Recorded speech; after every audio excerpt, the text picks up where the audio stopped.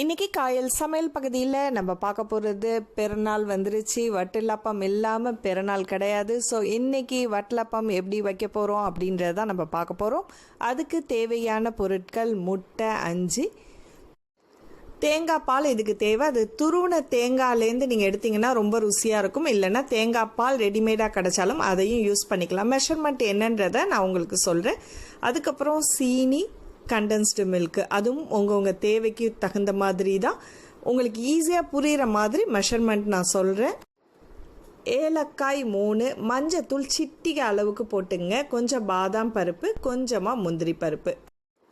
வட்டலப்பத்தை பொறுத்த வரைக்கும் தேங்காய் பால் ரொம்ப ரொம்ப முக்கியம். அந்த மாதிரி துருவன தேங்காயிலேருந்து தலைப்பால் எடுக்கணும். இதை மிக்சியில் போட்டு நீங்கள் அரைக்கிறத விட துருவன தேங்காவை இந்த மாதிரி ஒரு சாக்ஸில் போட்டுட்டு நல்லா அழுத்தி பிழிஞ்சிங்கன்னா வர்றது தான் தலைப்பால்.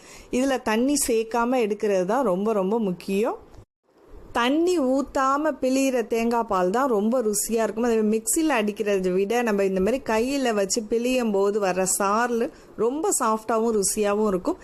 இதை நம்ம தனியாக எடுத்து வச்சிடறோம். 2வது பாலை நீங்கள் வேறு எதுக்காவது யூஸ் பண்ணிக்கலாம். அடுத்ததாக இதுக்கு தேவை முட்டை. இந்த முட்டையும் தனியாக ஒவ்வொன்றையும் ஒவ்வொரு பவுலில் உடச்சிட்டு ஒரு மெஷர்மெண்ட் அளவு, நான் இப்போ மெஷர்மெண்ட் கப்பில் எடுத்திருக்கேன். ஸோ அதே கப்பில் தான் நீங்கள் ஒரே அளவில், இப்போ 5 முட்டைன்னா இந்த 1 கப் அளவுக்கு எனக்கு வந்திருக்கு. 5 முட்டைக்கு 1 கப் அளவுக்கு எனக்கு வந்திருக்கு. ஸோ நீங்கள் அது 10 முட்டையாக இருந்தாலும் சரி, 15 முட்டையாக இருந்தாலும் சரி, எந்த கப்பில் அளவு எடுக்கிறீங்களோ அதே அளவுக்கு தேங்காய் பால் அதே கப்லையே எடுங்க. உங்களுக்கு எந்த ஒரு கன்ஃபியூஸும் ஆகாது. இப்போது 5 முட்டைக்கு 1 தேங்காய் அப்படின்னு சொல்லுவாங்க. தேங்காய் சைஸ் சின்னதாவோ பெருசாவோ அந்த மாதிரி இருக்கும். இன்னைக்கு கன்ஃபியூஸே பண்ண தேவையில்லை. அதே அளவுக்கு சீனியும் எடுத்துங்க. அதே கப் லெவலில் நான் 3/4 எடுத்திருக்கேன். ஏன்னா நான் கண்டென்ஸ்டு மில்க் சேர்க்கறதுனால சீனி அளவை கொஞ்சம் கம்மி பண்ணியிருக்கேன். அதுவும் உங்களுக்கு கூட குறைச்ச நீங்கள் பார்த்துக்கலாம். ஏலக்காயில் உள்ள அந்த கருப்பு பகுதியை மட்டும் இதில் போட்டுங்க. தோலோடு போட்டிங்கன்னா கொஞ்சம் இதாக இருக்கும். இதை முதல்ல நம்ம மிக்சியில் அரைச்சிடுவோம். இந்த சீனியை நம்ம இப்போ தேங்காய் பாலில் கரைக்கிடும். அது கரைக்கிறதுக்கு கொஞ்சம் லேட் ஆகும். அதனால நம்ம மிக்சியில் தூள் பண்ணியும் சேர்க்கலாம். இந்த மாதிரி சீனி சேர்க்கலாம். கித்தூள் கருப்பட்டி அப்படின்னு வரும், அந்த கருப்பட்டியும் நம்ம சேர்க்கலாம். இல்லை கண்டென்ஸ்டு மில்க் மட்டும்தான் வேணும் அப்படின்னீங்கன்னா அதையும் சேர்க்கலாம். ரொம்ப ரிச்சாகவும் ருசியாகவும் இருக்கும். இப்போது நம்ம சீனியை அதோட ஏலக்காவையும் போட்டு பொடி பண்ணி தனியாக எடுத்து வச்சிடலாம். இதை நம்ம தேங்காய் பாலோட நல்லா மிக்ஸ் பண்ணிடணும்.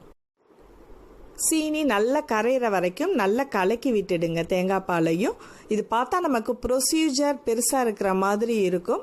ஆனால் ரொம்ப சிம்பிளானது தான். நான் உங்களுக்கு டீட்டெயிலாக சொல்லணுன்றதுனால உங்களுக்கு நான் விலாவரியாக சொல்லிகிட்டு இருக்கேன். இதில் உங்கள் சுகருக்கு தேவையான அளவுக்கு அதை வாயில் வச்சு பாருங்கள். டேஸ்ட் எப்படி இருக்குதுன்றதை பார்த்துட்டு கண்டென்ஸ்டு மில்க்கோ அல்லது பவுடர் சுகர்னு கடையில் விற்கிறத வாங்காமல் வீட்டில் திரிக்கிறது தான், நம்ம வீட்டில் அரைக்கிறோம் பாருங்கள், அந்த சுகர் தான் நம்ம ஆட் பண்ணணும்.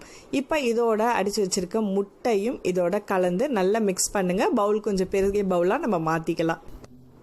இதை மிக்சிலையோ அல்லது பிளெண்டர் வச்சோ நல்லா மிக்ஸ் பண்ணிவிடுங்க. சீனி நல்லா கரைஞ்சிடட்டும். அதுமாதிரி முட்டை, தேங்காய் பால் எல்லாமே ஒன்றோட ஒன்று நல்லா மிக்ஸ் ஆகிடணும். கொஞ்சம் நல்லா பிளெண்ட் பண்ணி விடுங்க. இது கொஞ்சம் நான் வாசனைக்காக, அதை முட்டை வாசனை வரக்கூடாதுன்றதுனால மஞ்சத்தூள் கொஞ்சம் சேர்க்குறேன். இது ஆப்ஷனல் தான், உங்களுக்கு விருப்பப்பட்டால் நீங்கள் சேர்த்துக்கலாம். இப்போ எந்த சட்டியில் நம்ம வட்டலப்பம் செய்ய போகிறோமோ அந்த வட்டியில் நம்ம கொஞ்சோண்டு நெய்யை க்ரீஸ் பண்ணிக்கணும். ஃபுல்லாக எல்லா இடத்துலையும் அப்ளை பண்ணிவிட்டு வடிகட்டி வச்சு அந்த நம்ம ஊற்றிடணும் தேங்காய் பால் கலவையை. இங்கே பாருங்கள், மீதி கொஞ்சம் அந்த வடிகட்டி ஊற்றும் போது அந்த ஏலக்காய் துகள் எதுவும் வராது. அதனால் நமக்கு நீட்டாக இருக்கும், கிளியராக இருக்கும் வட்டலப்பம் நம்ம சாப்பிடும்போது. இதை நம்ம இப்போ நல்லா மூடி வச்சிடணும். இதை நம்ம அவன்லேயும் வைக்கலாம், ரைஸ் குக்கர்லேயும் வைக்கலாம். ஆனால் மெயினாக இதை கவர் பண்ணிடணும். அதாவது நம்ம வேக வைக்கும் போது ஈரம் உள்ளே படக்கூடாது. அதனால டைட்டான மூடியை போட்டுக்கணும். இப்போ நம்ம லூஸான மூடியாக இருந்துச்சுன்னா முதல்ல என்ன பண்ணுங்கள், இதில் எவர் சில்வர் ஃபாயில் பேப்பர் அந்த மாதிரி ஏதாவது ஒன்று நல்லா டைட்டாக வச்சுட்டு அதுக்கு மேலே நீங்கள் நல்ல இறுக்கமான மூடியை போட்டு வச்சிடலாம். ஈரம், அந்த தண்ணி, வேர்வை தண்ணி உள்ளே வடியக்கூடாதுன்றதுனால தான் நம்ம இதுக்கு மேலே ஃபாயில் பேப்பர் போட்டிருக்கோம். அதுக்கு மேலே அந்த ஃபாயில் பேப்பர் சில நேரம் அப்படி கலண்டுடும். அதனால நம்ம மூடியை போட்டு டைட் பண்ணி வச்சுருக்கோம். இப்போ ஒரு ப்ரெஷர் குக்கரில் 1/4 பகுதி அளவுக்கு தண்ணி விட்டு கீழே கலவாடை, அதாவது ஸ்டாண்டு கீழே வச்சுட்டு அதுக்கு மேலே நீங்கள் வந்து வட்டலப்பத்தை மேலே வைக்கலாம். நல்லா இறுக்கமாக மூடிட்டு 2 விசில் ஹையில் வையுங்க. அதுக்கப்புறம் ஒரு 15லேருந்து 20 நிமிஷம் அடுப்பில் வச்சு எடுத்துருங்க. இப்போது 15லேருந்து 20 நிமிஷம் ஆயிடுச்சு. விசில்லாம் போய் உடனே ஓப்பன் பண்ணாதீங்க. ஒரு ½ அன் ஹவருக்கு அப்புறம் ஓப்பன் பண்ணி பாருங்கள். இப்போ நம்ம ஓப்பன் பண்ணிகிட்ருக்குறோம்.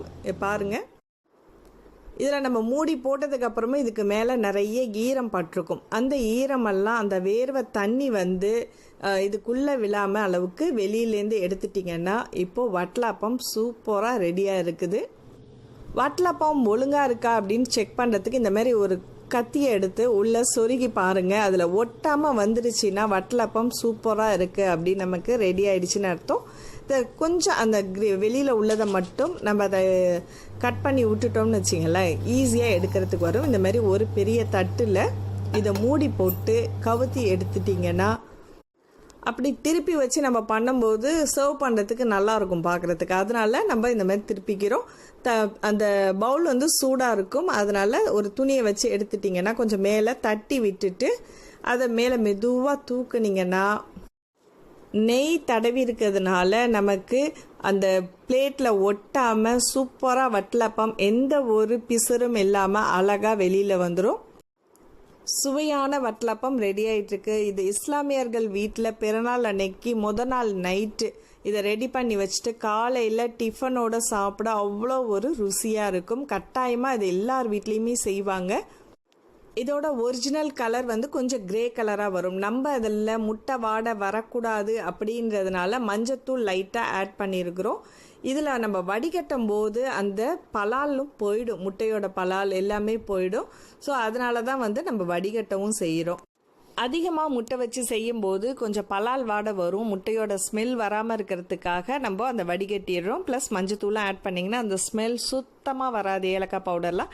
இப்போ உங்களுக்கு விருப்பமான வடிவத்தில் கட் பண்ணிவிட்டு மேலே முந்திரி பருப்பும் பாதாம் பருப்பையும் அப்படி மேலே தூவி விட்டிங்கன்னா சுவையான வட்டலப்பம் ரெடி ஆகிடுச்சு. இது வந்து காலையில் டிஃபனோட சாப்பிட ரொம்ப ருசியாக இருக்கும். நிச்சயமாக இந்த வீடியோ உங்களுக்கு பிடிச்சிருக்கும், பயனுள்ளதாக இருக்கும்னு நினைக்கிறேன். நீங்களும் உங்கள் வீட்டில் செஞ்சு பார்த்துட்டு உங்கள் கருத்துக்களை எங்களோட ஷேர் பண்ணிங்க. காயல் சமையல் பகுதி உங்களுக்கு பிடிச்சிருந்துச்சுன்னா மறக்காமல் சப்ஸ்கிரைப் பண்ணிவிட்டு உங்கள் நண்பர்களுக்கும் ஷேர் பண்ணுங்கள். அடுத்து ஒரு இன்ட்ரெஸ்டிங்கான வீடியோவில் சந்திப்போம். நன்றி.